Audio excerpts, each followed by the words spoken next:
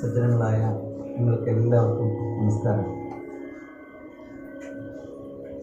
ഞാൻ സത്യം പറഞ്ഞാൽ വാര്യര്, ഭഗവാന്, ഞാൻ ഈ 3 പേര് ഞാൻ തോർത്ത്, അതായത് നിക്കറിട്ടിട്ട്